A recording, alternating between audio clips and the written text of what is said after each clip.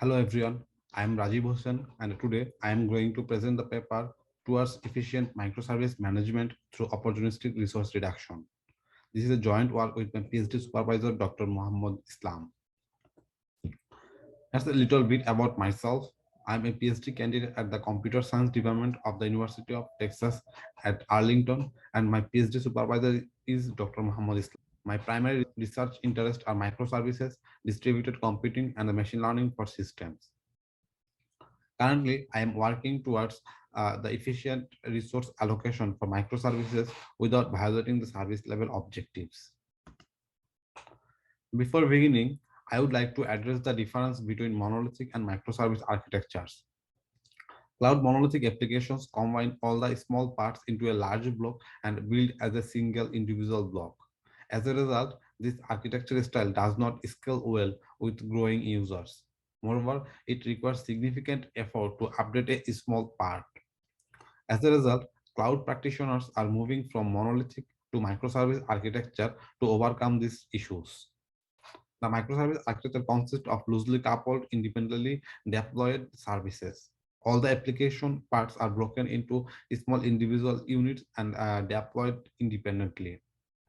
They communicate with each other via the application programming interface or the remote procedure call. As a result, the microservices are highly scalable, easily deployable, and very easy to debug. However, microservices also bring new challenges to resource management. A single request may traverse through a lot of microservices, and if one microservice becomes a bottleneck in the critical path, then it will dictate the end-to-end response time. As a result, finding the optimum resource combination is a difficult task. Moreover, the current solutions for cloud monolithic applications fail to consider the added complexities of microservices.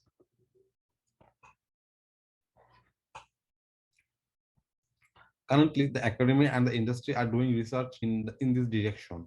The threshold-based approach scale resources based on a predefined rule. For example, in Kubernetes horizontal pod autoscaler, the Kubernetes will increase the number of replicas if the resource utilization exceeds the threshold. However, finding the threshold requires existing application knowledge and heavy instrumentation. Moreover, some authors also proposed machine learning-based auto-scaling mechanism. Although the machine learning-based system capture the system complexities of the microservices, they require offline training data and intentional SLO violation to generate the training data. In this paper, we are working to build a lightweight interactive resource manager for microservices. Our main objective is to find the efficient resource allocation for each workload.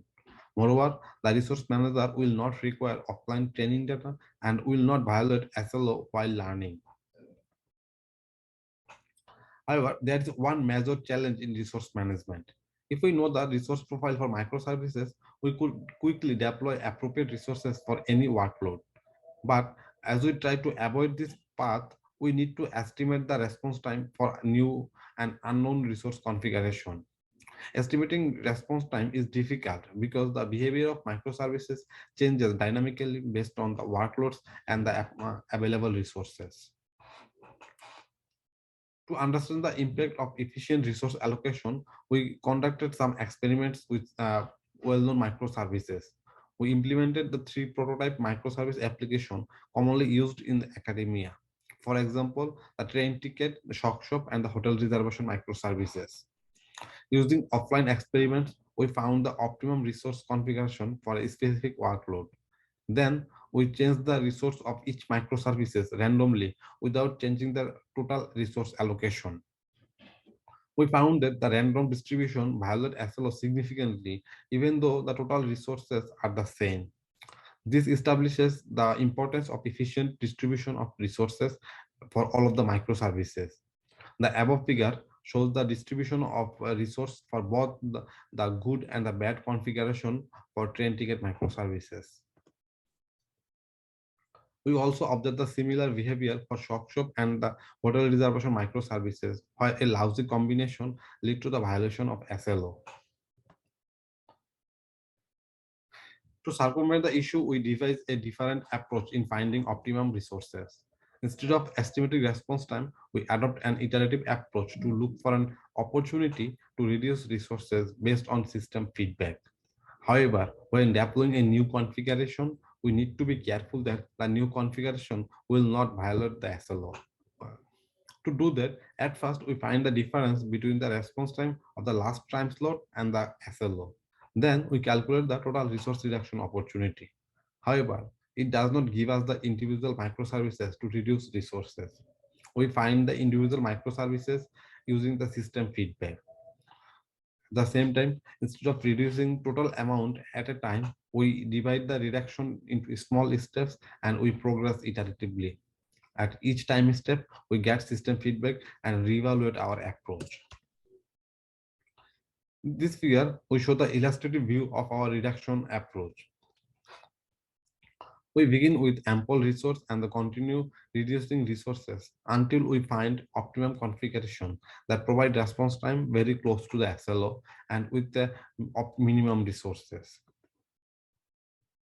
As we have yet to develop our system, so we experimented to verify our design choice.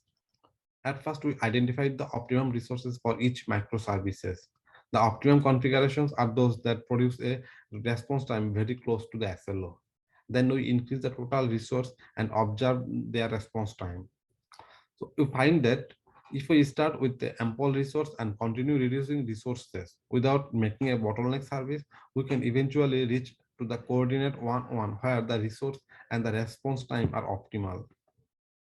This is a work in progress toward a complete resource manager with the feature of no human intervention and without degrading the quality of services. We are also planning to incorporate the system utilization to identify the microservices for reduction. Moreover, we will follow a conservative approach to reduction and our system will find optimum resources for any workload. For Thank you, everyone. If you have any question, please reach out to my email address or any conference threads. Thank you again.